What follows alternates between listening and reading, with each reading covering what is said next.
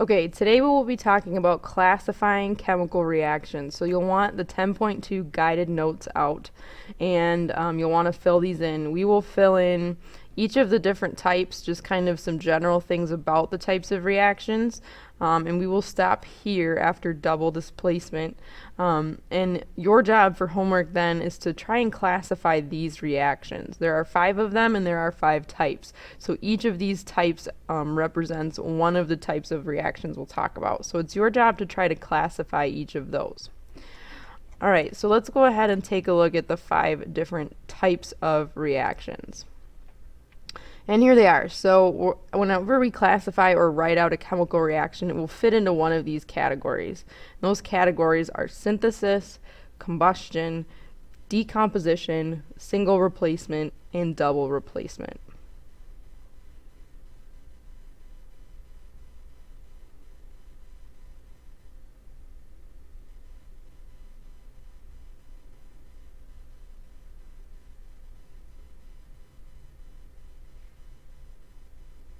So let's go ahead and look at synthesis. And before you write this down, I'm going to show you an example of a synthesis reaction.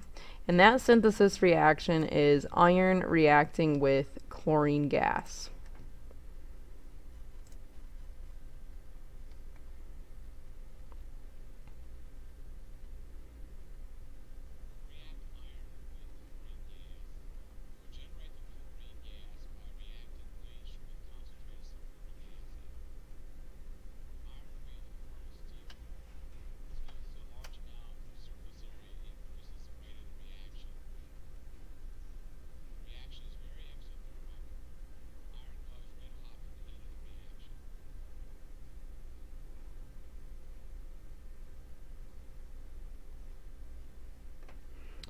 Okay, so in this synthesis reaction, you can see the iron reacted with the chlorine gas to produce sort of a rust-colored compound.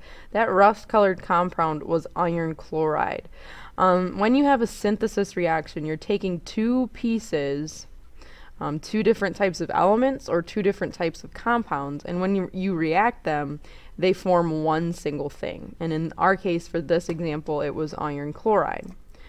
So to classify these reactions, it's really important to be able to identify how many products you have and how many reactants you have. Each type of reaction has a different number of reactants and products that kind of sets it apart from the others. So in synthesis, we're making a single product from different substances. So we're recombining things to give us one product. The general equation is one way we can kind of think about each of these reactions. So instead of listing element formulas, they just list things with A's and B's and C's, and that will kind of show us in general what we have. So if you see one element or compound, or here represented by an A plus something else, and everything comes together to yield one thing combined together, that is synthesis. So here are a few additional examples, and you can write these down at any point. Here we have the one that we saw, the iron chloride. This is calcium oxide, a compound reacting with water, which is another compound, to produce one thing, calcium hydroxide. Here's also two gases mixing together. So it doesn't have to be two single elements, it can be two compounds mixing to form one single thing. So whenever there's one single product, that is synthesis, and that will set it apart from all of the other reaction types. So let's go ahead and look at combustion. Combustion, again, I'm going to show you an example of this, and then we'll go ahead and look at the notes. So this is oxygen and hydrogen reacting to form water.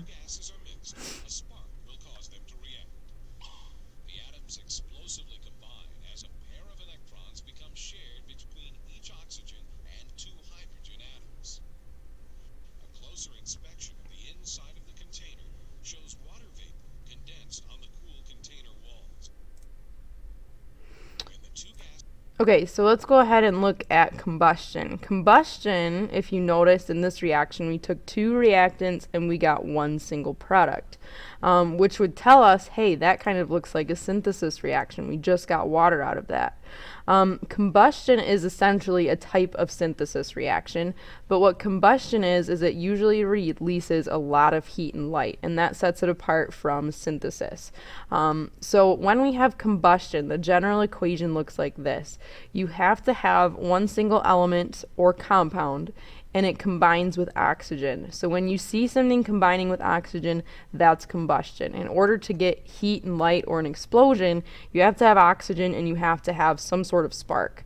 So whenever something combines with oxygen and there's a spark, you will get a combustion or some type of explosion, release of heat and light. So we can have the reactant side looking two different ways: an element plus oxygen, or I could have a compound plus oxygen. And either way, I will produce 1 to 2 oxides. An oxide is any of these elements or compounds combining with oxygen. So here are some examples. This is what we saw: hydrogen gas plus the oxygen yielding water, which would be a synthesis combustion reaction. Again, it's combustion because we have oxygen gas as a lone reactant on this side.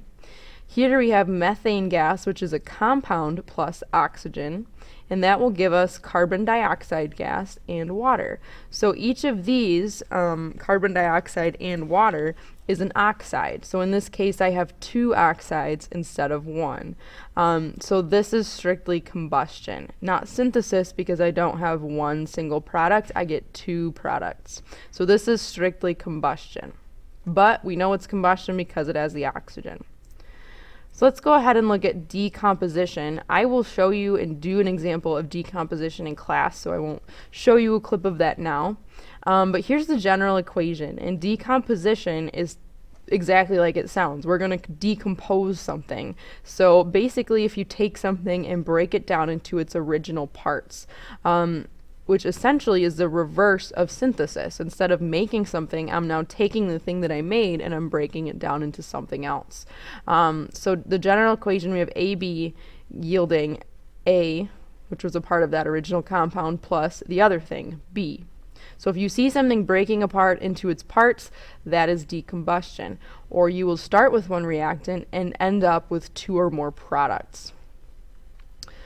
Okay, so you can see an example of this with airbag deployment. So a lot of times in airbags there will be sodium nitride, and when the airbags deploy, you will break this compound down, and when you break it down, you end up producing nitrogen gas. The nitrogen gas is what essentially poofs up or expands the airbag. And that, thankfully for us, happens fairly quickly, so we can stay safe on the roads.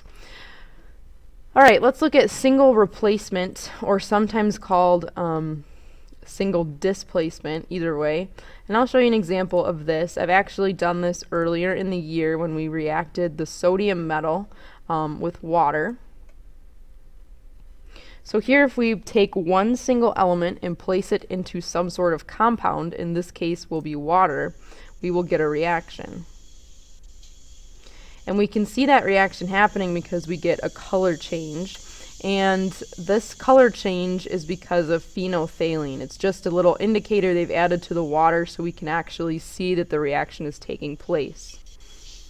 So we're producing a new type of compound with the sodium and the water. And that compound is called sodium hydroxide. And here's how that works. Here's the general equation. Essentially, you have 2 reactants. You always have one single element, typically a solid, reacting with some type of compound. Those are your 2 reactants. That will yield a new compound and a new individual element. And essentially those elements, what happens is we get a switch. So in this compound, I switch out what B was, typically the metal or the positive thing in the compound. So a lot of times this compound will be ionic. So I take A and I replace it with B and I make a new type of compound. And then B is replaced or displaced, and now it's all by itself. So if you see one single thing reacting with a compound and then there's a switch, so one type of thing should stay the same, and that's the X part, but now there's a new partner with X, and something else is all by itself. That is single replacement. So you've taken one thing and replaced it one time. And here's an example of that. So we have copper with silver nitrate. Silver nitrate is your compound. Silver is the metal part, or the positive thing that's combined in this compound. If you remember, nitrate has a -1 charge. So we take the copper solid, it reacts with this, and this should be aqueous. Sorry, I forgot that on there. So this is in water, and the copper replaces the silver in this compound. So now my new compound will be copper nitrate. So I now have this, and silver's all by itself. Okay, so this would essentially look like starting with copper, or a kind of that coppery red color, and then I'd end up with a new solution, and then I'd have some kind of silver deposit inside that solution. Silver's all by itself. This single replacement reaction was actually done on Tuesday, I believe, when I introduced chemical reactions, and we took the aluminum and put it in the calcium chloride. That was single replacement. We reacted aluminum with the copper chloride, and we ended up getting that rust colored stuff, which was actually the copper.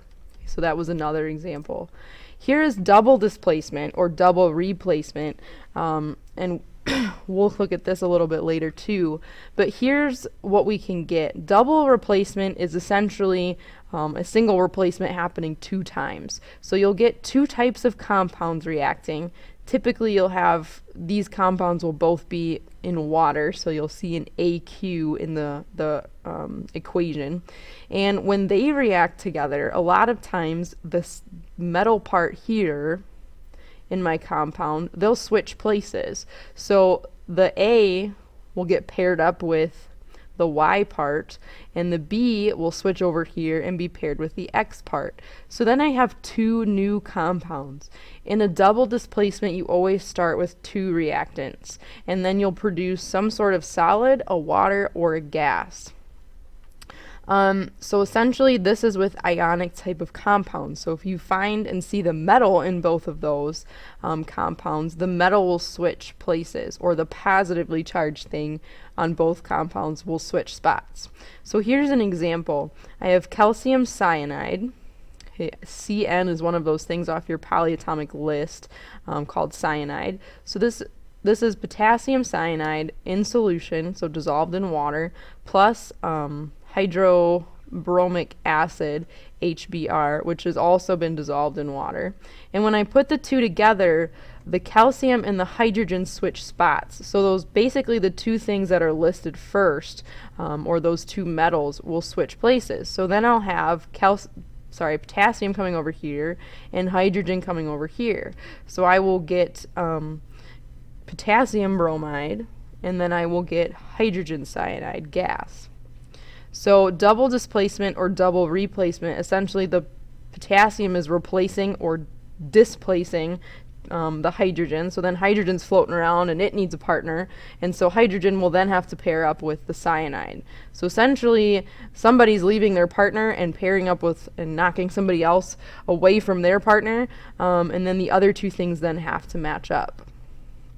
So that's one example. All right, you're responsible to practice this a little bit, is to look at, you're responsible for practicing, sorry, I think I paused there on accident, is to try and classify what these reactions might be. So the main way of doing it is to look at your general equation. So for example, on this first one, you notice, okay, I have 2 reactants. So look at all of the possibilities of reactions that start with 2 reactants. But the key here is that I end up with 1 product. So which general equation might look like this, where I have A plus B yielding one thing, A and B together, titanium and chloride. So you'll go ahead and label each of these. Again, there are 5, and you have 5 different ones to place, so you should only use them once. If you think you can combine a few of them, if for example you might want to label one as synthesis and combustion, if that's the case, you can do that if you see that. So go ahead and practice this. We will discuss this more tomorrow, and first look at a decomposition reaction and what that is.